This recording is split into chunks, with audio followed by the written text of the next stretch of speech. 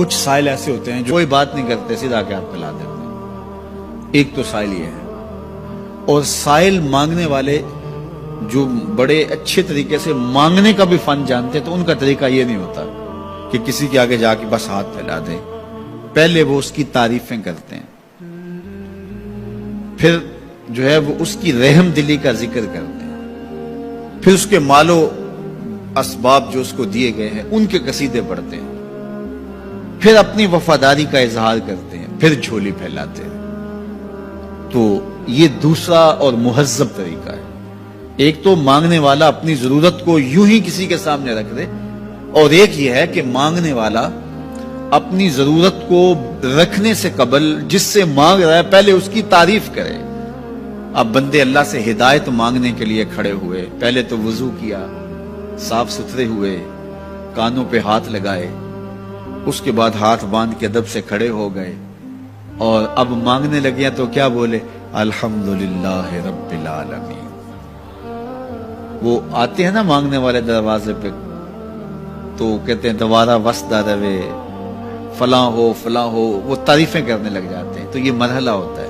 ابھی اس نے سوال لب پہ نہیں لایا ہوتا تو گھر والا پہلے بچے کو کہتا ہے جا اتنے پیسے اس کو دے گیا. میاں وہ تو آپ کی تعریفیں کر رہا ہے، مانگ تھوڑا رہا ہے. وہ سمجھتا ہے جو تعریفیں کرنا شروع ہو گیا یہ مانگنے کے لیے تو کر رہا ہے. اللہ اکبر. تو جب بندہ الحمدللہ کہتا ہے رحمتیں اسی وقت برسنا شروع ہو جاتی. الرحمن الرحیم. میں سخی کی دہلیز پہ کھڑا ہوں جو رحمان بھی ہے جو رحیم بھی ہے، محض اپنے کرم سے عطا کرتا ہے. رحم کی بھیک مانگ رہا ہوں. پھر کیا کہہ رہا ہے؟ مالک یوم الدین. کسی کنگال سے نہیں مانگ رہا، اس سے مانگ رہا ہوں جو مالک ہے، دنیا کا بھی مالک ہے، آخرت کا بھی مالک ہے. پھر اس کے بعد اگلی بات کیا کہتا ہے؟ ایاک نعبد و ایاک نستعین. مالک میں پوچھتا بھی تجھے ہوں اور مانگتا بھی تجھ سے ہوں.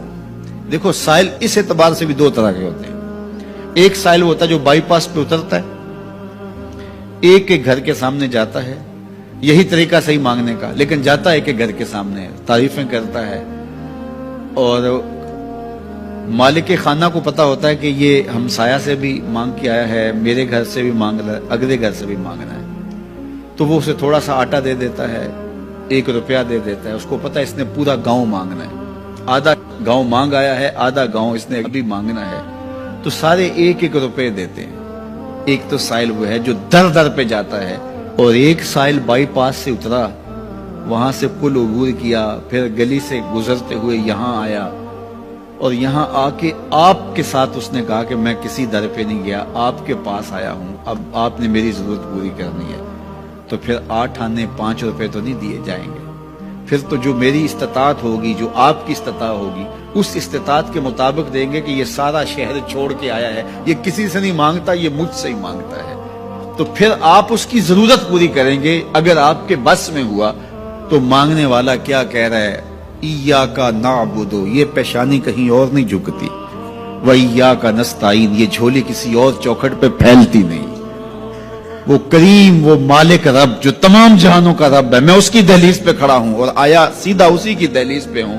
نہ اس سے پہلے کسی در پہ گیا ہوں، نہ اس کے بعد کسی در پہ جانا ہے. تو پھر مالک بھی کرم نوازیاں اور رحمتیں اس کی جھولی میں ڈال دیتا ہے. اب اتنی لمبی تمہید باندھنے کے باوجود مانگا کیا؟ ذرا غور کیجئے. یہ وہ ہے جو ہم ہر روز ہر نماز کی ہر رکعت میں مانگتے ہیں، اور مانگنے کا طریقہ کتنا خوبصورت ہے. اور مانگنے والے یوں ہی مانگا کرتے ہیں. پہلے جس سے مانگنا اس کی تعریفیں کرتے ہیں. آپ نے مانگنے والوں کو دیکھا جو سلیقے سے مانگتے ہیں، تیرے بچے وسدے رہیں، تیری جد آباد رہے، تیرا خاندان آباد رہے. وہ مانگتے ہیں اس طرح، پہلے تعریفیں کرتے ہیں، پھر کہتے ہیں تیری فیکٹریاں چلتی رہیں، تیرے جو ہے تیری جائیداد بڑھتی رہے. تو وہ اس کے خزانوں کا ذکر کرتے ہیں، اور پھر کہتے ہیں کہ یہ فقیر نمانہ تیری چوکھٹ پہ آیا ہے، اس کی ضرورتیں تو پوری کر دے. اب بندہ بھی اللہ کے حضور جب حاضر ہوتا ہے تو مانگنے کا سلیقہ کیا ہے؟ سب سے پہلے کہتا ہے الحمدللہ رب العالمین. میں کسی کنگال کی چوکھٹ پہ نہیں آیا، تمام جہانوں کے پالن ہار کی چوکھٹ پہ آیا.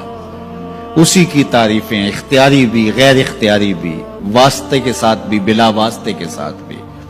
اسی کی خوبی ہیں، سارے اسی کے کمال ہیں، وصف سارے اسی کے ہیں.